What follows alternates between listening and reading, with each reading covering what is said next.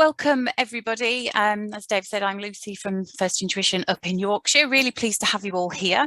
As our final Leadership Lunch and Learn of the year, a couple of months ago, I went to a face-to-face networking event up in Yorkshire, probably the first face-to-face networking event I'd been to. And it was quite a small event, but at that event, I met Lisa and Jane, who I'd not met before. And they were there representing their organisation, Coolco. And I picked up one of their leaflets, which I've still got in front of me. It's been in the bag for a while. And I looked at this leaflet and it said on here that poor work culture is costing the UK economy nearly £24 billion a year. And it also talked about the fact that 34% of people have said that they've left their job because of the culture in that workplace. And that made me think that this would be a really, really good topic to bring into one of our Leadership Lunch and Learns. And, you know, I'm very grateful that both Lisa and Jane agreed to come along and effectively do a presentation within this session. They said they could have done a full day, which I'm sure they could. So, you know, obviously do feel free to get in touch with them if you want some more on the subject after today. So, we've got Lisa and Jane from Coolco also joining us today. We've got Lisa Layton, who is Managing Partner from BHP. We've got Fiona Wheeland, who is a Coach and Project Manager for the NHS Skills and Development Network up here in Yorkshire and Humber. And we've got Danielle and Steph from Innovative Enterprise Solutions. And all of them have agreed to come and speak, share their experiences, share their thoughts today. So I think it's going to be a really interesting and useful session and some takeaways for all of us as well. I always like to just have a look and see what's been going on recently when we run one of these sessions. And I had a little Google this morning and from an article that was 5 days ago, published in the Metro from an economist talking about predictions in the workplace for 2022. And there were 4 predictions that came out of that. Struggles with hiring and retention. And that's a topic that we have already run sessions on, and I know that is still at the forefront of a lot of people's minds. The second one was increased salaries, and the fact that, you know, working from home is no longer perhaps an incentive for taking a particular job because it's more of the norm now. So demand for a higher salary was the second one. Thirdly, diversity and inclusion, seen as a really important factor when people are looking for work and thinking about who they want to work for and holding companies accountable for those developments in the workplace. And then finally, being able to expand the workplace community beyond the actual office, thinking about socialising opportunities, thinking about mental health, and thinking about getting creative with perhaps perks of the job. And all of those things that were mentioned in terms of the predictions for 2022, I thought fitted really, really well in terms of what we're going to talk about today. And I think the culture within a workplace and how that's set is going to be a factor in achieving all of those things and trying to perhaps overcome some of those problems that we may well face for those people in management and leadership positions going into 2022. So hopefully there will be lots of interesting points that we can all take away. So at that point, I will hand over to our speakers, Lisa and Jane from Coolco. I know there are some slides that are going to be shared. So I'll hand over to them. I'll let them introduce themselves and take you through this first part of the session. Thank you very much. Thank you, Lucy. Really lovely to see you all. Welcome. Yes, today we're going to be talking about culture in the workplace. Coolco was set up really to help any business of any size instigate or improve their culture programs, to improve their business in many ways, to improve their employees' engagement and happiness, fundamentally. And then from the commercial reasons, which are extremely important to myself and Jane, which are to increase productivity, to also, we all know that recruitment and retention is the bane of everybody's lives at the moment.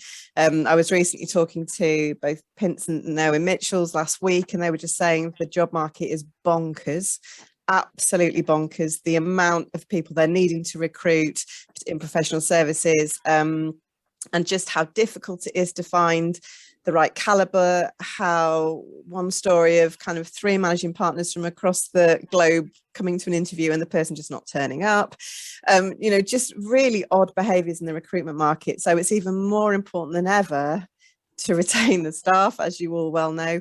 And a huge way to do that is to get the culture correctly aligned to what the sort of new working ways are. So yeah, we wanted something that was quite pragmatic, practical. We do aim it more towards the SME market, so probably some of your businesses, but also some of your clients. And it's really to give people a roadmap and a toolkit, especially towards engaging staff. So we've got a presentation, but we're more than happy to take questions and really to get engagement from yourselves on this. It's not a one size fits all. It's something that is going to, you need to tailor to your workforce, to the type of people you've got, to the age demographic that you've got. So it's, yeah, we'll take you through the slides, and hopefully if you ask us questions as we go along, we're more than happy to answer those. So I'll hand over to Jane now, if that's okay. Hiya. So I'm just going to share my screen. It's 2021, so you would think this would be smooth. There we go. It's like when people are still on mute and I'm like, it's 2021, guys, let's get it together. So can everybody say, oh, I'll just have to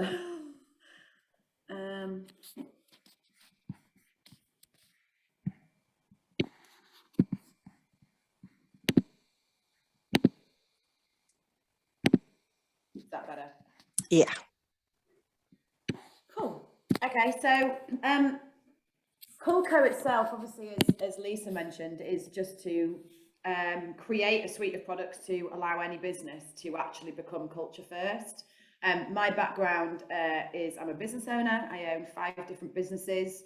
The largest being an agency, which obviously works with a number of different clients in lots of different industries. So I see a lot of great cultures, and I also see a lot of poor cultures.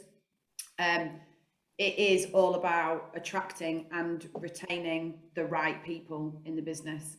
There's a lot of obviously business books where if you get the right people on the right bus, everything is easier, and it really is.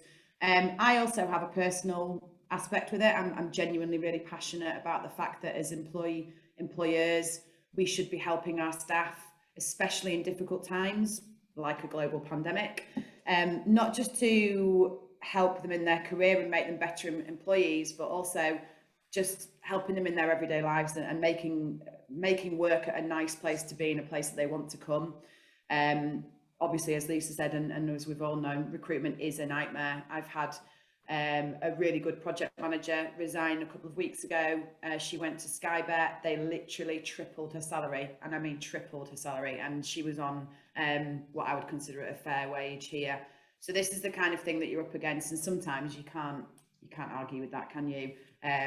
She was upset, and some people don't like to say they're going for the money. I'm like, they've tripled your salary, you know, there's not a lot we can do there. But what we can do is create a place where people feel valued, where people feel like they belong, and where people do their best work. So it's about retaining and recruiting people, but it's also about helping them be their best version of themselves whilst they're at work. And there's a lot that we can do around that. So what is culture? It's basically the character and personality of your organisation. It's obviously made up of leadership and values, which I'm going to talk about, but the culture really comes alive by the way people behave and the attitude of your staff and the people in the business. So you can't say, oh, we're a really friendly company, if actually nobody in your company is friendly. You know, if when they walk into the office, everybody's got headphones on and isn't, you know, looking up and smiling and everything else. So it's more than just saying what you are. It's actually about living it and bringing it to life. And that's really important. That's basically the culture. I'm not going to read these out. I assume we might share these slides afterwards, probably. Yeah, I'm getting nods. So yeah, it's I think one of the biggest things post probably pandemic, although we're still in it, aren't we? So post, during, whatever, is that culture used to be a bit of a fluffy thing. Like, oh, that's nice, you know, we've got bean bags and we've got a dog sometimes, and that's nice. But actually, people will choose to work for you or not for you based on this 100%. It is absolutely crucial that people get this right. And it's not just for the staff either, in my opinion, it's for clients. Getting the right clients to work with you is important, and that's based on culture too. So yeah, all of these staff, reduced employee turnover, people leaving jobs if that's poor culture. I also think as well now more people are investing in it and taking it more seriously, which basically means that your competitors are. So if you work in professional services and you're looking to hire, you know, a generic lawyer, I know there are lots of different ones and different things, but what is it that sets you apart from your competitors? Because that's really key, because absolutely your competitors will be doing this on some level. So this is basically our kind of roadmap as to how we embed a culture into a company. As Lisa said, each culture is different. Each culture has to be different because we're all looking for different people and we're looking for different reasons, and our meaning for or our purpose or proposition are all different. But essentially the first thing is looking into your company values. I'm going to talk about these in a little bit more detail. Once you have company values, it's about communicating them in the right way and don't stop. It's also then recruiting, promoting and letting go based on these values. And then it's engaging and measuring staff again based on the values. So for me, you cannot have a strong company culture without being really, really clear on what your company values are. So not just words on a wall. There is a great story about Enron, and their company values were like honesty and transparency, and they were written all over the walls of the reception. And I would say they did not live up to those values. So it is great that you display the values, don't get me wrong, I'll come on to that a little bit later, but they should be absolutely the foundation of the people that you hire, the people that you promote within your businesses, and the people that you let go because of that. When you spend a bit of time researching and setting values, there are a lot of business decisions, whether it's about recruitment or staff or even clients that you work with, that become really, really easy. Because if I'm ever stuck in a decision for any of my businesses, I go, what's the value of that business? Who are we? And I remember what we're supposed to do, and it becomes a lot easier to just do the right thing. So finding your values, obviously, we run workshops, we go into businesses and help people find their values, because you know, it's a lot more than just the owner or the department head or somebody senior going, right, let's be cheerful and happy. You know, it takes a lot more than that, and it has to be really meaningful. It can't just be kind of a list of words. So what we do in these workshops is we take people through senior kind of stakeholders, and also we encourage people to actually get a mix of different people in the room as well. So the way that somebody in business development, for example, or sales will view an organization will be very different from somebody who's working, you know, in delivery or customer service, which will be different from somebody who's working in, you know, the kind of internal office organization. So, but we look at what you do already. So actually, how do your staff act? Because companies will have a natural set of values that maybe aren't realized, but you know, how do you behave? You know, at Zeal, for example, we're incredibly informal. I have a habit of accidentally swearing, and that's okay by me. And, you know, we have a group of people who are all slightly odd in the very best way. And that's, you know, I couldn't then set a value where we're going to be super corporate, because you're asking people to fundamentally change the way that they've been doing things. So what do you do already? Asking your staff about what they think.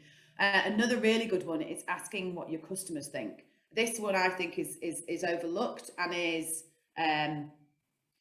well, if you're good at what you do, it's a really good ego boost. But it's really interesting to see how, you know, we can say to employees that we're friendly, we're really friendly, and then you speak to customers and your customers go, well, they're a bit unapproachable sometimes. It's really interesting, and I think one of the best things is, as business owners or as you know, leaders of teams or whatever role you have, is to really be honest. Like, honesty to me, and it's like, don't be afraid to like peeling back the carpet and seeing all the crap that's under there, because actually understanding that is really invaluable. What's your vision statement as well? So do you have a vision statement, mission statement? You know, what is it that you're trying to achieve as an organization, or what is it you're trying to achieve as a team? Because the values should be absolutely there to support that vision. And then again, helping you with your proposition. So we've recently undergone an exercise where we slightly changed our values, and that's because we slightly changed our proposition to kind of work more with startups and scale ups. So that was really important. Actually, the values had to change a little bit. So yeah, it's making sure that the values are right, and the right values to help you achieve what you want to achieve. Communicating them. So one of the biggest things with any culture thing is you can't just like do a piece of work and then leave it. That's not how like the culture works. It has to be thought of and communicated and respected and really lived and breathed by like the whole time. So communicating them to the team in the right way is really crucial. So some of you may have company values. I would encourage you to dig them out if you have them already, and look at them and really understand what they mean, and then think about whether actually that is how people behave in the organisation. So we like to go big on communicating this kind of thing, because I think it shows then how invested you are. So you can do launch events. You can do displaying them wherever you can. So physically, you know, do put them on the wall. It's not that you shouldn't, it's just that they should be true. On mugs, on mouse mats, digitally on people's homepage, on Slack channels, on you know, any kind of internal communications that you have, on your website, on the footer of your emails. It's constantly making sure that when people are in work, they know how they should be behaving and the behaviors that they do. So the continuation of it, like not a launch and leave, is really crucial. I'll come on to it in a little bit more, but one of the biggest things about engaging staff is momentum. The worst thing you can do is say, we're going to be all of these things, and then just never mention it again, because it kind of, I think, breaks a bond of trust between you and the staff. So yeah, it has to be continuous. And then also find ways to bring them to life with behavioural change. So for example, one of ours is honesty, and sometimes it's hard for people to be honest if they think they might be disagreeing with you, if there's a kind of hierarchy in place. But actually we have an actual thing where we start each internal meeting with the fact that like everybody has to be honest, as long as you communicate it in the right way and it's your opinion. You know, disagreement is okay, and you are okay to challenge, and it doesn't matter hierarchically what you think. But honest is really important. Obviously, we have creative exercises, we have positivity days. So it's just about taking those values and thinking about how you can actually affect behavioural change, because without behavioural change, the values aren't values, they are just words on a wall, or a mug, or a mouse mat, or a screen. And then it's about getting the right people in. So this has been a game changer, I think, for a lot of Culco clients, in terms of thinking, actually, these are our values. We've done a really in-depth piece of work. We've talked to our staff, we've talked to our clients. If we live by these values, everything will be easier in terms of what we're trying to achieve. So you're confident in your values, you know they're important. Why would you hire somebody that doesn't display those values?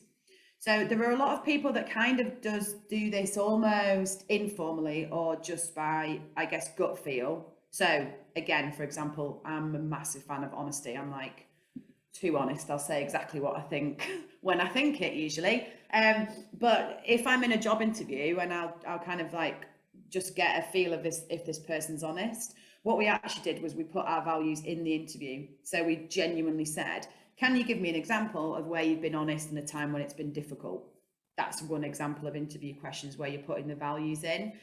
It not only makes you understand if this person's a great cultural fit for you, but also it tells the candidate what they're, how they're expected to be. And actually, if they're not the right person from a cultural fit point of view, you don't want them, but also they don't want you. We should allow individuals to work in a place where they are They can be the best versions of themselves, and the way that you be your best version of yourselves is you work for a cultural fit company where you can, you know, spread your wings and fly, so to speak. So the other thing as well is promotion. So use them in an appraisal. So actually, we'll sit down, we'll say, right, give us an example of how you were really creative in the past 6 months, because that's one of your appraisal factors. Also, like shouting out for the values. So we used to do a lot of shouting people out for good work. We had a manufacturing client at Culco as well that kind of did the same. They were like, oh, you know, John's done great because he's delivered X amount of crates this week or whatever. But actually, sometimes that needs to be flipped to go, John's done great because kindness is one of our values, and he went over and above and helped, you know, somebody else out whenever that was. So it's about when people display the values, like promoting them and rewarding them for it. And then also, one that I usually get questions on, because people are like, oh, would you really let somebody go if they don't? Yes, absolutely would. Absolutely 100%. If they weren't the right cultural fit and they weren't living up to the values, they shouldn't be in your organisation. Obviously, that's easier said than done. Of course it is. It comes with challenges. You guys are legal, so it comes with sometimes legal things. I don't give legal advice for many reasons. But you know, it's not that easy, but it's also really important. And it's important to know that people will demonstrate your values in different ways as well. So if I'm excited about something, I am, you know, energetic and I wave my arms around and I get excited. We have developers here that if they're excited about something and they're genuinely enthusiastic, they will just plug in and they will just kind of like code, and they're hyper focused. So it's both a displaying of enthusiasm and passion, but in very different ways. So I think if somebody in your team isn't displaying the values or the culture, first of all, check, are they're just not displaying them in the way that you would. But if actually the answer is no, then my argument would always be that they shouldn't be in that team. We also do the same for clients. So we will resign accounts based on the fact that that client isn't a good cultural fit for us. Slightly different, obviously there's a commercial point to it, and they don't have to totally exactly mirror the culture. But if you're standing up, if you're seen to be standing up for your staff and saying, we're not working with this client anymore because they're abusive, or because they are dishonest, or because they won't work collaboratively with us, then again, you're just constantly reinforcing the values. And that, I think that's really important to staff. I actually did it a few weeks ago and resigned a big account as well. It wasn't a small one. And I stood in the middle of the office and explained why, because they were, you know, dishonest, didn't want to collaborate, and were, you know, making staff that worked on the account unhappy, which is not what we want. So yeah, letting people and customers go when they can't demonstrate your values, I think, is really crucial.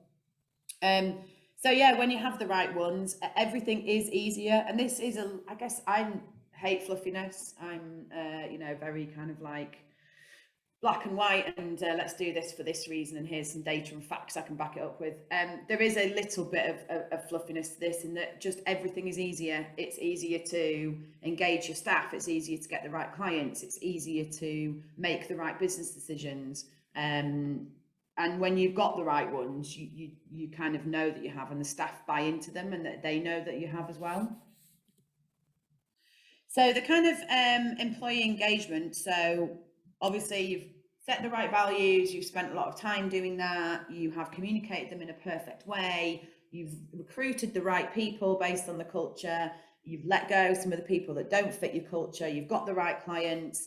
That's great, but you can't just stop there, because obviously everything changes. I mean, especially in this moving, you know, world. So Boris's announcement on Wednesday night, was it? We were actually at a Christmas do. Are we working from home? Are we not? What do people want to do? Are we doing this on Zoom? Are we coming in? There's a lot of like moving parts. So you can't stop. You have to keep going. And then what we would recommend doing is basically engaging your employees based on those values. So we have kind of 3 pillars at Culco. This is the really based on what we want staff to be. So we want them to be more motivated, we want them to have more energy, and we want them to have more positivity. you can't have too many of these things. You can't be too motivated, you can't be too energetic.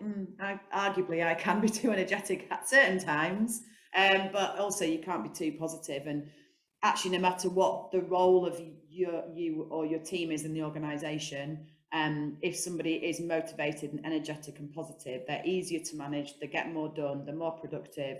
And it's just, if you can increase this in the whole of your organisations, then you're going to have a better company. And so the programme itself is basically a way of thinking of activities and different, I guess, programs or things to implement in the company that does either one of those things. So it either increases motivation, positivity, or energy. One size doesn't fit all. So you have to think of a program that will stimulate Karen in accounts as much as Bob in litigation. That you'll have different personalities, you'll have different likes, you'll have different wants. I recently did a half Ironman. I'm definitely not going to ask all my staff to do that because I'd get lynched. Some people like to go out and party. Some people actually, would rather read a book. It's something that you have to make sure that you're engaging all different types of personality. It has to embody your values as well. And inspiration kind of comes from anywhere. So obviously, at Culco, when we go through this process with a company, one of the best things is we then kind of ask people to join the Culco leadership group, which means that every other month they're surrounded by people who are going through this, and they go, oh, we did this really cool thing where we buddied up with people from different organizations and it worked really well. So then you'd say, oh, well, I'm going to try that. Or you go, oh, we tried this on Zoom and it didn't work, but then if we do it face to face, it does work. So there's a lot of, inspiration that you can get from anywhere, and understanding what other companies are doing in terms of their culture program or their engagement program is really important. The program's an ongoing commitment. So we have clients that physically put this program in their office. So it's on a board, it has the 3 pillars, and it shows kind of what's happening and what's going on. We have clients that will get the entire company around that board on a certain day to be like, okay, how's this working? Actually, where are we at the moment and where do we want to be? Measurement's really important. So that can be done in loads of different ways. We can do anything from as basic as sending out a anonymous survey to say, how are you guys feeling at the moment now? And then you keep asking, do you feel more motivated? Do you feel more energetic? And just constantly asking people what they're thinking as well. It has to feel like this program is something that they are part of. It's not that they're told to do, it's that they're part of it. So on the board, you would have a lot of different things. So for example, motivation, we get motivational speakers into organizations to talk to staff. It doesn't have to be about work either. It's not necessarily like, oh, you're motivated to be a better lawyer or accountant or anything else. Actually, it's like, here's a really inspiring person who's done something amazing in their life that's going to take an hour, like just listen to them and see what you think. We'd have positivity libraries where we share books, and then we do like wine and cheese nights. We have a system where we buddy up people from different, like basically competitors, but people at the same level, and then they have somebody that they can go to. We offer mentorship, coaching, all of those different things. And then in the energy slide, we have a lot of like physical and mental health activities. So offering people Headspace app for free, doing little TED Talk Tuesdays, or having like motivation, meditation time as well. And I think as well, allowing people to do this within work time is really important, because again, it's that investment into your staff, where you're not saying, all right, well, you can do yoga, but you've got to do it on your lunchtime, and you can't then go out and get a sandwich after. It's showing that you're really investing in this. So once you know where you are, you decide the program. The most important thing is giving responsibility, because one person can't do this. So the size of the program will also depend on the size of the organization and probably the amount of people in the organization. So we have some clients that in each of the 3 columns may just do 1 or 2 activities. And then we have other organizations where they've got, 10 things in each column. But the most important thing is whichever activity it is. So if it's organizing a wine and cheese night, or if it's booking a motivational speaker, one person is in charge of that. And it's really important that they have responsibility, so you're not having to do everything. And then you deliver the program. So you basically make sure that you do what you say you're going to do, and then you change it. So one of the greatest things about the clients that kind of physically have the board is they get people around the board and they say, nobody's signed up for this 5K run. Does anybody actually want to do it, or should we swap it out and do it for something different? Or actually, nobody's put any suggestions of books they want in the library. Would a podcast be better? It's about making sure that you're changing it and it's constantly evolving. And then what you're then doing is you're basically listening to your staff. You're listening to them and you're allowing them to run it in the way that they want to. So the next kind of thing is marketing it, really. So it's just, you've got suddenly all of this differentiating content to talk about, because in any industry, your competitors will invariably talk about the same thing, about the products, about what you do as organizations and how you're better.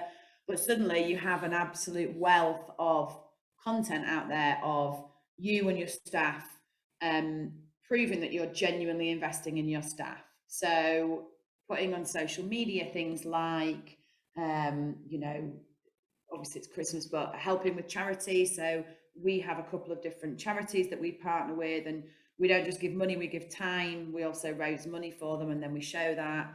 Then also things like wine and cheese nights, or excuse me, actually sitting down with clients, and we do kind of client days where we allow the clients to honestly tell us feedback on different services. Lots of different things gives you just a huge amount of content. For me, everything that I've talked about, your values, how you treat staff, should be forward facing, so that staff looking for a job that you may offer can see it and want to do it. Also things like clients, when they come in, can see, oh, but they really invest in their staff. That's great. That's really important. But also for me, a lot of our values are part of the pitch process, because we put out front that actually we don't want to work with people that aren't collaborative or honest, or the same values as us. And it just differentiates you. Nobody will have the same personality of your brand. Nobody will have the same DNA that you do. Will people offer the same services? Yes. Will they be able to maybe price match you on price? Yes. But actually, fundamentally, who you are as an organization, they won't be able to imitate. And I think the companies that do that will also find the right clients to work with, which basically the goal, right? Because you work with the right clients, they're usually more valuable commercially. They're a hell of a lot easier to service because you like them and you get on with them, and your staff enjoy working on the account. So yeah, it's really important. I think that's it in terms of the slides. I didn't know. I'll stop sharing now. I didn't know if there was anything else you wanted to add, Lisa, or did I cover everything? Yeah, I think so. Yeah, I think so. I think it's just it's important. We from some of the leadership groups that we do, we just find that this is often something that, for any of our clients that are more on the introverted scale, the people issue is baffling. So whenever we have kind of issues with SME business owners, there is always people that are their problems. When we say what keeps you awake at night, it's always people. It's always the kind of stumbling block, the irrational behaviors, the things that they kind of can't, that they don't know what to do with. And that's where actually formulating a structure and a program for culture, and not, because as Jane said, we all businesses have a culture. It's whether it's a positive or negative one. So it's there. It's whether we can actually put structure in place and that kind of roadmap to make the leaders feel comfortable in implementing something that is coherent and that everybody has bought into. That's the challenge. And sometimes I think that business owners, if they feel uncomfortable with it, they shy away from it, and it doesn't go away, or they see that as a result is that they probably are leaking stuff, and eventually they are going to have to address it. So it's much better to take hold of it and to control it and to put a plan in place. And the communication bit is always going to be, that's the crux of it, isn't it? That's the key to it, that kind of continued, as Jane said, momentum of continually reinforcing. It's not a thing that's a project that begins and ends, it's continuous. So yeah, I think it's just really useful for people to kind of probably readdress after the pandemic, because lots of these things have changed. Fantastic. Thank you very much, Jane and Lisa. And yeah, found that very interesting. I've jotted quite a few bits down. A lot of things can absolutely sort of relate to in terms of things that we do, and other things I'm scribbling down and I've got ideas going around my head already. So lots of things to take away there. So thank you. So we're going to open up to the rest of the panel now, and I'm going to go to another Lisa Layton first, if I can. So just thinking about your organisation, which is a pretty large organisation that has been growing significantly, Lisa, how do you see culture in your organisation, and sort of where does that come from? Is that something that comes from the top, from the partners, or is that something that very much comes from the employees and more of a bottom-up approach? Yeah, probably useful if I just give a little bit of background. I mean, yeah.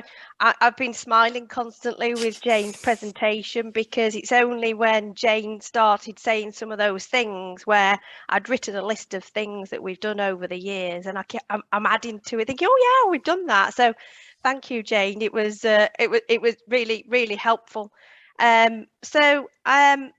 I'd say our story probably starts way back about 15 years ago. And as Lisa's just said, it's not a project that starts and finishes, and it's continuous. And I think our journey really started when we took a strategic decision that we wanted to grow into a Yorkshire firm and not just be Sheffield. You know, historically, we were Sheffield and Chesterfield. And to do that, we needed to attract the best people, and we needed to be able to expand our offering to our client base. So we very much had the ambition to be in the top 100 best companies to work for, and it wasn't about being a number in a list. It was very much about what did we need to do in the background in terms of that culture and improvement, so we could attract the best people. And it took us some time to get there. We did get in the top 100 about 5 years ago, and we moved up that ladder, and we're really proud about the number of stars that we've got, rather than what the number in that list is. And last year we were number 2 top accountancy firm to work for in the UK, which was it's a very proud moment, but it's because of how much we've done in the background. And I think to come back to your question, I think it very much started at the top to give that leadership and driving initially. But it's actually everybody that forms part of those ideas and those cultures. And I think what we've put in place, particularly through the pandemic, in terms of values, it's very much around all of the decisions that we make. We always say, is it fair? Is it fair? Can you sit in front of somebody and explain that decision? And if the answer to that question is yes, 9 times out of 10, you got your decision right. Because I also forgot to mention I'm one of 2, so I've got a joint managing partner that you know we jointly run the firm, and one of the criticisms of that initially was, well, what if you've got different views on a decision? And we haven't had that, because both of us share exactly the same values of, is it fair? We're very open with the team. We're very honest. Transparency is massive. So since the beginning of the pandemic, we've done monthly webinars. You know, some of those webinars we've pulled up pretty tricky stuff, not very nice things that everybody's been going through, but we've been open and honest throughout it. And I think for me, you know, when that culture is right, because we get so many questions from the floor, from, you know, we have 400 people on those calls, and there's some really honest, tricky questions that you get on there, and the guys know that we're going to answer it. We've also admitted when we've made mistakes. So we've made some mistakes, some significant mistakes over this period, particularly around holidays. We got that wrong. We also did some overhaul of wages and salaries, and our communication on how we did that was really poor. But we sat on one of these and we said, we've done it wrong, and this is how we'll put it right. Because none of the decisions that we make, we're never there to pee somebody off. It's always with the best intentions to make life better for the team. But sometimes you don't get it right. And I think the critical thing for us has been around that. If you get something wrong, say you've done it wrong and put it right. And I think that's helped massively of people across the firm also having the, you know, having not the guts, but being able to come and see us and speak to us about things that they may not necessarily have done prior to that. I had a guy in here last week who doesn't know whether he's in the right career. So I had 2 hours with him on Tuesday evening, and he came to see me this morning to say thank you, Lisa. There's not everybody who would sit down with me for 2 hours to talk it through with me. And all I was trying to do was to make sure that he doesn't make a mistake and leave a career without thinking about it properly. So very long-winded answer, but I think it starts at the top, but it comes from everywhere. I've got a whole list of things that we've done here, and none of them really have, not all of them will have come from the top. It's very collaborative way of doing it, and I think that comes back to that open and honesty. Thank you, Lisa. Yeah, I love that. Those words, open, honest and transparent, and just the fact that you say, yeah, if something does go wrong, and how many quick decisions have we had to make in the last 18 months where none of us knew whether it was the right decision or not at the time, and we had to go with it. We've had to make decisions based on very little information, and yeah, to be able to say that wasn't right, we haven't, you know, we didn't get it right that time, but this is what we're going to do, I think is a fantastic approach, and probably very much appreciated by your team. So thank you. I'm going to ask the same question to Fiona. So from a very different organisation. So Fiona, you can, if you introduce yourself a little bit when I hand over to you, but again from the perspective of the NHS and the environment there, what does culture look like there? Well, yeah, thanks for including me. It's great to be here. The NHS is made up of hundreds of organisations, so we've got really hundreds of different cultures. People often think it's one big thing, but it isn't really. Maybe we've got 600 or 700 organisations, so you get different cultures. And often when things go wrong, it makes the press, and there's been some examples of that recently. So we talk a lot about an open and honest and transparent culture, and the big driver in the NHS behind that is patient safety. Because there are, and this is what you might have read about in the press sometimes, very recently in West Suffolk Hospital, there's an example there in the press at the moment, the implications of a culture of fear or a culture of bullying are massive for patient safety, and there's been all sorts of incidences of adverse incidents involving patients. Also, it's important for staff to feel that they can speak up and have ideas. And we talk a lot, and we are working very, very hard on this to create that kind of open culture where we can speak up. And there are campaigns such as Civility Saves Lives, which is an anti-bullying campaign. And there is Freedom to Speak Up. And in some places, these are very strong, and other places, they're not so strong, and there is a lot of work to do. The people in the incident that I mentioned, the senior leaders there have moved on now. So I think the second part of the question is, where does it come from? I think it tends to trickle down from the top. So if we have very senior leaders that will penalise people that speak up. That kind of culture of fear is created and will trickle down across organisations. But as other people have said, little cultures develop, and you get a kind of team culture might happen. So our organisational behaviour might be that we are really polite and we bend over backwards for customers. But within a team, you can get a culture developing of, you know, you don't need to be that nice to people, and we don't really answer the phone, and this sort of micro culture might develop. And it's for the managers really to hold people to account about that. So one way we are encouraging people to do that is to set two types of objectives. One is, this is what we want you to do, and the second is, this is how we want you to do it, and that's related to our behaviours and values. So we're trying to make it really practical, to make this nebulous concept of culture into something really practical and pragmatic that can actually be measured. And as Jane said earlier on, that's really crucial, to keep at it and keep measuring, keep holding people to account.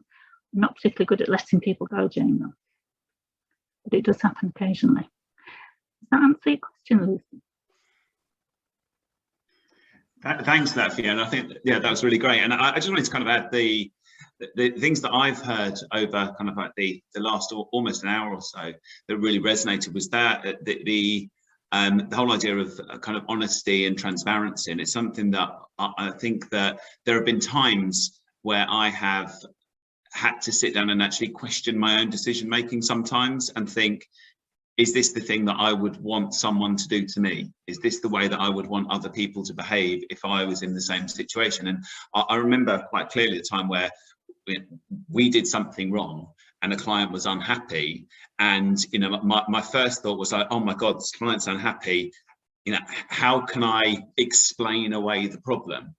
And then I actually had to sit down and, you know, have a word with myself and say, no, I need to be honest. I need to say, no, sorry, I did make a mistake here. This is what went wrong, and this is what we're going to do to correct it, and it's not going to happen again in the future. And you know, it's something that I think that sometimes we do need to take the time just to actually kind of go through that process. And I always think reflecting on, would I want to be treated that way? It's kind of my yardstick of, am I doing the right thing or not? I think the two members of the panel that we haven't spoken to yet are Danielle and Steph, who are both from the same organisation. So I'm kind of going to be aiming questions or questioning kind of at the two of you. You might want to kind of take it in turns to answer.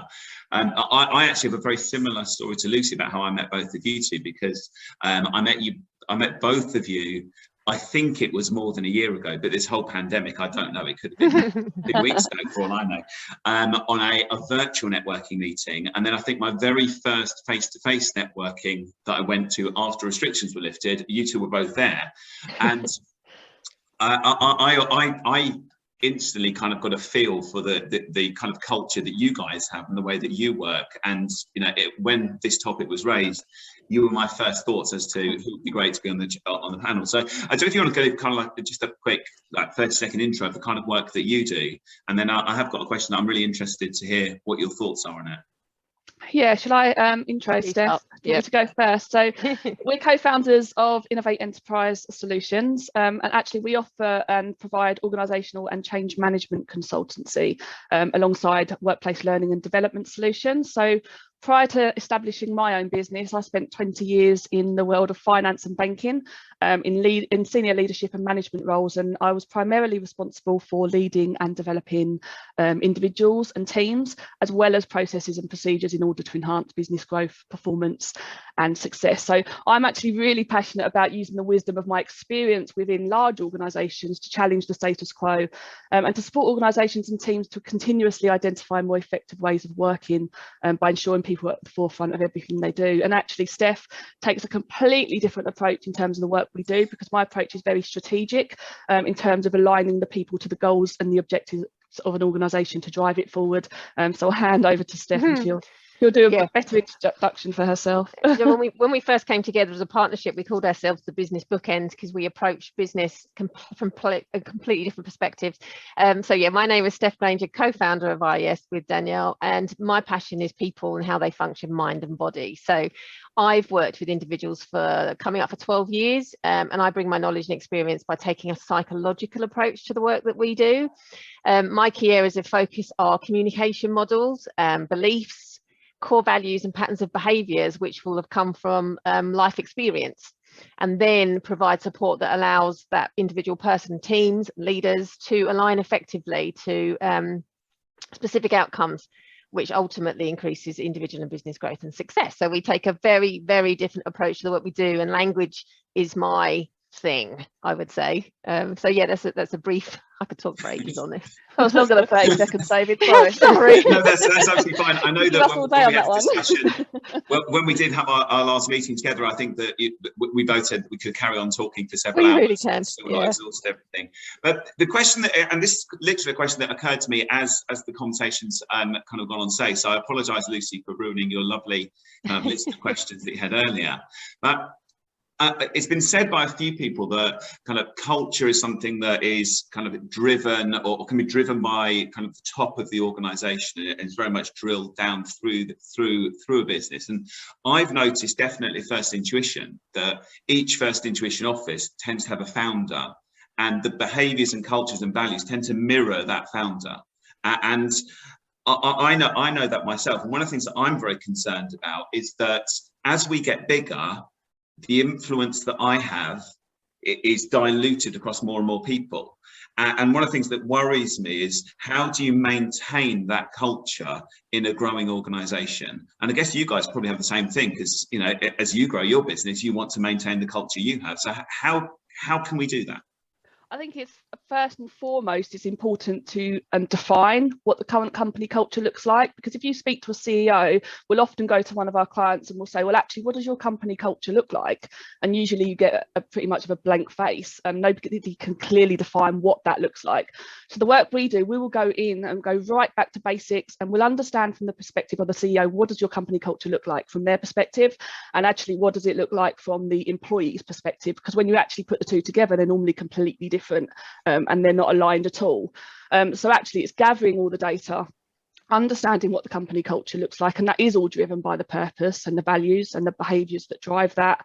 We're looking at things like psychological safety, how individuals give feedback in the workplace, what rituals are in place, what their meetings look like, how they're conducted, how companies and individuals make decisions within the organisation, and as well as that, what norms and rules they've got in place. So we gather all of that information before we even look at a solution in terms of where we need to go with them, because it's all about organisational alignment to us. It's understanding the goals and the objectives of the organisation, but actually how can we drive and align the people to that, driven by the values and the behaviours that are going on in the organisation. Because typically a CEO or an MD will have no clue what that currently looks like in their existing organisation. So defining that initially, first and foremost. Steph, anything? Yeah, I would just say, you're picking up on the values, and my passion with language is one word can mean one thing to one person, something very different to another. How, you know, if you're looking at the conversation that was just going on before about openly admitting mistakes to your team, you know, vulnerability is a key word here, because most people don't like the word vulnerability and don't like being vulnerable. But actually, to me, the word vulnerability is extremely positive, and I think that's a great position to be in, because it's a learning space. It's, you know, being open and honest and modeling the behavior that you want your people to exhibit at the same time. And that comes back to the values. If we have a set of values displayed, but that person that's coming in or within the organization doesn't actually know what accountability means, it could be a value that's sitting there, but that might mean something completely different to me than it means to the person that created those values at the beginning of that business journey. So we always have those conversations. Okay, tell me what accountability means. Then we ask the people, well, what does it mean to you? You know, and then we get that discussion going at that point. It's a great discussion, because we're like, well, we know what the values are. They're written there. What does it mean? Yeah, there's normally multiple answers, isn't there? What does that value mean to you? Well, actually, it's totally different for each individual within that organisation, and they're all reflecting different behaviours off the back of what they believe those values mean to them. So yeah, it's really key, I think. Yeah. Okay, thanks for that. And what would you say characterizes a culture that's healthy? So if I was trying to say, well, what's a healthy culture look like? What would you say it looks like? Danielle? Oh, sorry, I'm waiting for you. Like, we never know who wants to go first, do we? I guess in terms of a healthy culture, like I just said, it's one that's well defined. There's cohesive teams where there's trust and respect. It's inclusive, where everyone feels liked and valued, and to want to be a part of the organisation. I think someone touched on it earlier as well, effective communication, where there's a two-way dialogue between the employer and employees and vice versa, and equally peer-to-peer as well. Meaningful work, growth opportunities, autonomy, I think as well is really important, which I know can mean different things to different organisations, but it typically does lead to creativity and innovation, and where teams challenge the status quo, come up with new ideas and ways of working. I think trust and psychological safety is something we're actually really passionate about, and is the key, is the foundation for a successful team. So I'll hand you over to Steph. She absolutely loves talking about the subject. I do. I do. You've got all day. No, I'm going to do this just quickly for you, but I mean, there's a whole hour here on psychological safety and more, and it's a big piece that we touch on, because when we think about engagement or function in teams, what the opposite to that obviously is disengagement and lack of belonging, and this really is where psychological safety comes in. Psychological safety encourages people to address silent problems and discuss solutions instead of suffering silently. So it comes back to vulnerability. When that's displayed, solutions are found, and it breeds people to speak up, to offer their thoughts and feelings. And like some of the work that we do when we're working on psychological safety as an exercise and as an example, we'll get teams in a group setting and ask them, okay, what is everyone thinking but no one's saying? And we just see what comes up as a result of that. Because the process of letting it all out, it doesn't just make people safe and feel safe, but it also allows everyone to address, certain elephants that have been sitting in the room for probably way too long. So it's a key factor for me for a healthy organisation, is the presence of psychological safety and that continual work on building on it. It's not an overnight fix, and it's certainly not something that we just do periodically. It's an ongoing daily thing. Yeah, equally it could be a really uncomfortable exercise to start with as well, but it's amazing when you allow people to start to speak without fear of consequences of what's going to happen as a result of that. The kind of ideas that come out and the creativity and the collaboration between the teams is just amazing to see. Yeah, it is. Yeah, it's lovely. Thank you. Lisa, you've got your hand up. Did you have something to add on there? Yeah, just picking up on that point about psychological safety and creating an environment where people will speak up. So if I roll back on our staff surveys, we'd had some teams with some pretty negative scores, and we got one of the teams together many years ago, right at the beginning, to try and get some feedback and outputs as to why, and get more flesh on the bones. And we found it really difficult for people to speak open and honestly, and we tried all sorts of ways of doing it.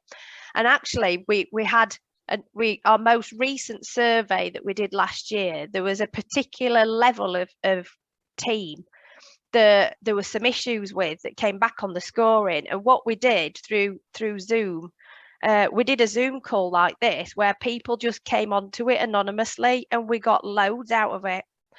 We got loads of feedback and more of an understanding as to why we got the scores that we'd got. And following that, we had several people that actually either dropped us more detailed emails and using not anonymously, so they then felt obviously that they were safe to actually raise it with us. And myself and Hamish had several conversations with people after it. So it is breaking down that fear factor of nothing bad's going to happen if you tell us the truth. Because if we don't, I think we approached it on the basis of, we're not mind readers. We could interpret these scores in the way that we want to, but actually it's really important that we understood why, and we got loads out of it. And since then, people have been far more open and honest on all sorts of calls and Zoom calls. A bit like I said earlier, we've managed to get it to a position where people will speak up. There's probably some people that still won't, but we've got lots of momentum behind it. Excellent. Yeah, that's interesting, isn't it? So a couple of people there have mentioned the the difficulty in perhaps getting people to speak up, and that being one of the challenges, which is a great segue into my next question, actually, for Jane and Lisa at Culco, and whether you can share with us, in terms of your work with different organisations across different sectors, perhaps some of the other experiences of challenges that these organisations are facing. We've heard one there, but have you got any others that you could share with us? Yeah, I think it's interesting because I think unanimously across the panel, everyone's in agreement that actually it all does stem from the leaders of the businesses, and that openness and transparency and that sharing and communicating. In our experience, actually, some of the sectors, you can't generalize too much, but in some of the sectors, it's where the leaders have a certain personality traits, where some of the barriers, some people find it easier than others, basically. So I find that manufacturing, engineering, professional services firms find it the most difficult to engage, to launch, create, launch and engage with their culture programs sometimes, generally because if you were doing the psychometric kind of profiling, they're more in the blue zone or whatever kind of ways you want to. So, you know, really evidence-based, factually based people who are possibly more introverted. Compared to the sectors, maybe more the creatives and the service industry, where maybe you've got kind of more people, more extrovert, gregarious, yellows, reds. And so I find that quite often when we have certainly manufacturing engineering companies, they seem to have the greatest challenge. So we'll often go in and the entire board is made up of still often male engineers. And you've probably all got clients like this, I'm suspecting. And probably historically less investment has gone into some of those, certainly an SME level has gone into culture and people. I think generally nowadays, the board, you've added in finance to the board makeup, and you've added in ops, and if you're lucky, you've added in sales. But there's lots of organizations that we see who just don't have any people or HR skill sets. And they certainly, if they do have them, they're not at that board level. They have to get to a certain size until they kind of have the luxury of having somebody with that kind of talent. Often the people in charge of the people in HR are accidentally there almost. They were admin and then they did the sick and holiday sheets, and it just kind of kept growing and growing, and before they know it, they're the people in charge of all the people and they don't want to be, and they don't know what they're doing. So I think those kind of groups of people tend to struggle more, and they almost feel that they don't have the skill sets, and so it's almost the kind of, they don't want to open Pandora's box because goodness knows what's going to come out, and they don't feel 100% confident with being able to deal with that. And so I think in some of those organizations, I'd say they're the biggest challenges, and I see that they have sometimes allowed some toxic behaviors to continue because they feel like they need those people and all the information is in their heads, and they don't let them go, and so they let them get away with exhibiting behaviors that aren't matching their culture for fear of losing them. You know, the complete opposite saying about how you can engender and nurture a positive culture. So I think those sectors certainly struggle the most. I also think there are challenges that are probably common to they're certainly common to professional services and manufacturing and engineering, in the kind of, there's a them and us. If you're not careful, there's a them and us, and the them and us with manufacturing tends to be shop floor versus other admin and so on. And with professional services, you've got, I hate the phrase, but if you use the phrase fee earner versus admin and support, and that hierarchy of who's got the, you know, status related kind of leveraging those positions. And then you add in the additional challenges of the them and us that's been created from furloughs, and you add it in with whether you're with the hybrid working and the remote or in the office, and really there's a lot more divisions that have arisen. Some were there already, and now there's an increase in them, and therefore the culture, taking hold of the culture and working really hard on it and investing even more time and effort into it is more important than ever. And needs to, I think people on this webinar are probably on the enlightened side and therefore completely agree with this and are putting a lot of effort into it. I love, Lisa, what you say about, trying to get it down to sort of simplicity of, is it fair? That's, it is genius to think of it in that way, really, because we can't overcomplicate it. It does need to come down to some simple things of kind of what is right and the right thing to do. And as Jane said, if you've got those values really firmly embedded, then those decisions of, is it fair and are they aligned to the values, are much easier to make. And then we stop this kind of, you must all know businesses, if it's not your own, it's of a client or a supplier maybe, where there are toxic environments, and the leadership need to kind of take control and be brave, and it's much easier to do if that kind of culture is defined, as you've all been saying, as Steph and Danielle have been saying. So yeah, I definitely see the challenges across the sectors. Jane, did you want to add anything to that? Oh, that's good. No, there was just something that David, you mentioned earlier about how do you instill the culture that like the founder sets out. I would argue that you shouldn't need to, and that actually I would argue that you have to let a little bit of control go, because culture, yes, it has to come from the top, of course it does. Like if you're saying, we have to be honest and then lying all the time, it's not going to work. But I also think it goes upwards as well. And I think that you have to accept that you won't be able to control everything, and you have to choose the right people to kind of pass it on, but allow them to pass it on in their own way. Sometimes I'll, say, actually, I'm not going to organise this, somebody else will, and then I'll be, I would have done it differently and my way would have been better, but that's just because I'm egotistical and a nightmare. Actually, like allowing people the space and the freedom to change it slightly whilst making sure that it's still aligned, I think is really important. So I think it's good when people take it and maybe change it a little bit. That's really hard though, isn't it, Jane, when you are a bit of a control freak? Probably I'm similar to you. Dave's laughing because I know that he thinks exactly the same. But it's difficult when you think this is what I'm going to do and how I'm going to do it. But yeah, I've had to learn, certainly over the last 18 months, that actually I can't do everything.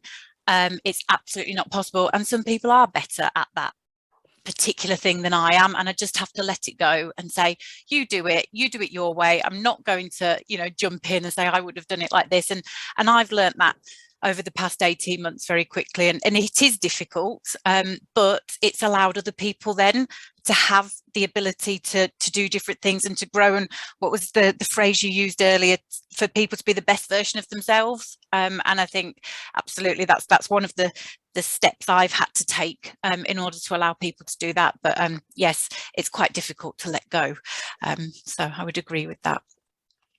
Dave, I'll hand over to you. Have you got the next question? He's on mute. Just literally switched it off, and I think, as we said earlier, you'd think at this point in time we would know about switching mute off before we speak, but clearly not. So I was going to ask Fiona a question, and I think I asked a minute ago about what does a healthy culture look like, and I just wanted to get kind of Fiona's ideas, and maybe Lisa as well, on what does unhealthy culture look like, and if you have got an unhealthy culture, what are the possible impacts that you're going to feel of having an unhealthy culture? Well, I think we're talking about a culture of fear and fear of speaking up. We've said quite a bit about psychological safety when people feel that they can say, I've made a mistake, or I've got an idea, or I'm a bit concerned about something. So we see the opposite of that. We see fear, and there might be bullying and so on. Business-wise, there are implications for productivity. It's the opposite of the culture that leads to efficiency and improvement, because people will stick rigidly to process, and they will seek permission if they do want to improve something. They might not even do that. So it's kind of a permission seeking, well, this is how we always do it culture that you end up with when people don't feel safe. Because I'm not sure who said it, but when you suggest an idea or an improvement or raise a concern, in that moment you're making yourself very vulnerable, and that takes a lot of courage. So if people are not safe enough to make themselves vulnerable and suggest things or raise concerns, then we are going to see a reduction in efficiency and improvement and quality service. There's also another, I mean, there is a legal case, there is a moral case, and there's a business case, isn't there, for treating people well and embedding good behaviours. But sickness absence due to workplace stress is the #1 cause of sickness absence, and it costs 70 billion a year in the UK. These are quite recent figures, 70 billion. So it's massive, and it's across the board, isn't it? There are 6 main causes of workplace stress, and the #1 cause is workload. The #2 cause out of 6 main ones is poor management. And I think that really relates to what we're talking about here, poor management. So there's a real business case, isn't there, for treating people well, apart from the ethical and legal, potentially legal case, I would think. So yes, and really, it depends who you're speaking to, doesn't it? What message that will land with them. Is it the money side of it might land with some people, or the ethical side with others? So yeah, some good things. I like that. It's kind of like, what's the business case of doing the right thing? Which it shouldn't really be a business case, should it? It should just be that's how we operate. But I don't know if Lisa Layton, do you have any comments to that question at all? Yeah, I mean, it's quite hard to answer this one, because we've done so much to not have an unhealthy culture. But what Lisa's just said about businesses, that particularly manufacturing businesses, I mean, I do see it a lot. I mean, I smiled when you said that it's the person that's done the timesheet, who's done the sick notes, who then ends up in the position, because you see that so often. And they tend to deal with HR type issues or people type issues by like an outsourced HR function, which obviously is the negative side of when something's gone wrong rather than the positive. I mean, I'd listed a few things here. It's similar to what Fiona said, untrusting. So people not trusting decisions that are made and always think it's done for an incorrect reason. I think the other thing is people being afraid to make mistakes, just concerned about what the outcome will be. And then that's even worse, because they try and then cover up the mistake rather than trying to, open and let's solve this together. I mean, I've seen that before. And I think one of the messages that we've tried to get across over the years is we put something in our strategy called fail quickly. So fail quickly. If we don't think it's the right thing to do, fail and move on. And we found that really hard to get across to people, that it's okay to fail, but if we've invested in a system or we've invested in something, you think it's not going to work, let's just park it and move on to something else. But I do think, again, coming back to the power of Zoom, I do think over the last 2 years, by us, myself and Hamish, being able to communicate to the whole team at the same time via this method has helped massively with that, because all of the 5 offices have heard the same message at the same time, and they've heard us say that we've made mistakes. And I think therefore we've got far more of a healthier culture in that respect. But yeah, it's a difficult one to answer, because I hope we haven't got one, but I see it from a client perspective, and it's usually because they've not had training or they've been there for years and it's just the way that it's always been done. Sometimes it's I know some of the client firms I have, sometimes it's that's how we worked when I started 30 years ago. So we can't change, because it would be unfair to change now, because those people that are now 10 years into their career are not going to get the same benefits that the people joining now are. So I think it's crazy. Oh, the other thing you sometimes hear is, well, why should they be promoted? Because I had to wait for this long to be promoted. Well, that's not a reason to not be promoted. If you're really good and you're doing what you're doing right, it's the decision previously that was wrong, not this one. Absolutely.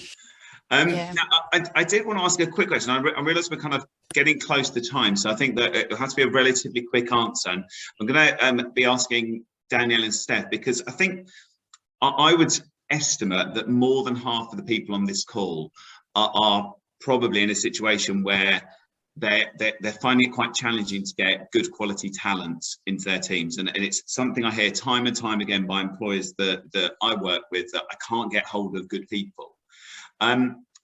Where there is such a kind of a lack of good quality talent out there in the market at the moment, how do you balance finding the person with the right skills with finding the person that has the right kind of the right culture in themselves to fit in with you? Because I think that's something that's really challenging at the moment. Shall I go, Steph? Yeah, go. Looking for you around the screen. I'm like, where you gone? You've moved. It's really interesting, actually, because we spoke a couple of weeks ago at a roundtable event where we had an extensive discussion around the subject of the Great Resignation that everyone's speaking about at the moment, and how if we focus on our people and the culture, we can turn it into great retention and use it as an opportunity rather than looking at what the pandemic's done to us in a negative way. I think the pandemic's shifted employee priorities quite significantly, and I think it's now highlighted to companies that actually now is the time to focus on your company culture, because actually it's your culture that will give you that competitive edge, and it's people will come to you if they feel aligned to your company. So it's having that balance between, you know, attracting the right talent and then being able to retain them through the work you've done on your culture as well. I guess in short, that's my response. Steph, do you want to add? I know we've not got a lot of time left on this one. I think I would just add, you know, coming back to the pandemic and what it's highlighted from a human perspective, this has been something that none of us could have predicted or ever imagined would happen, but it's definitely made people shift their perspectives, and that will be forever changed. You know, people have been furloughed, they've had the opportunity to upskill, they've had the opportunity to develop themselves, they've had the opportunity to assess, is this the right place for me? Does this company now fit my personal values?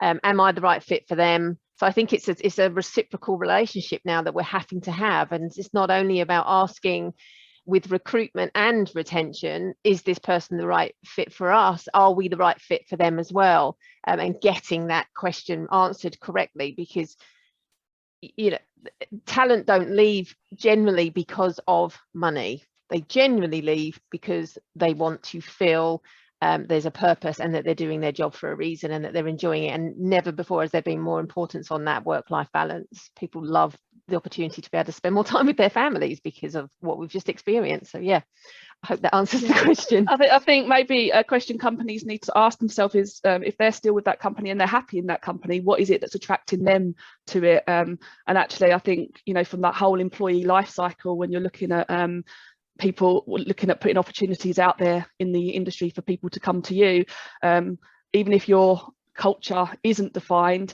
they will kind of pick up on what your culture looks like from the way you're communicating with them, the way your company's spoken about by your customers, how you conduct your interviews, what your company looks like on your website, all of that kind of thing that's actually going to attract them to you, as opposed to you going out there trying to find them. Great, thank you both. So yeah, I think we've got a final 5 minutes, and if I could just perhaps finish by picking up with Jane and Lisa in terms of yeah, we've talked a lot about doing things obviously over Zoom and how we've had to change things in the last 18 months. So in terms of, I guess, continuing to develop culture and build culture, but now in a more hybrid and remote working environment that we're seeing ourselves in, how do we achieve or maintain that culture when we're working in a different way? Yeah, I'm not going to lie, it's not going to be easy. As you've all been finding out, I think we've got some great wins from the pandemic that we should keep keep going with and develop.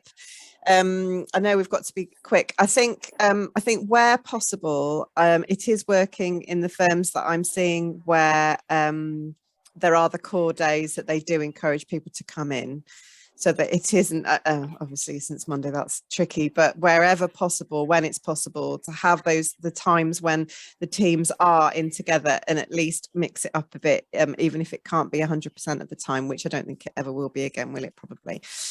So I think those core days, if possible. I think the question is probably about it's knowing your people, and it's asking them and seeing what works for them.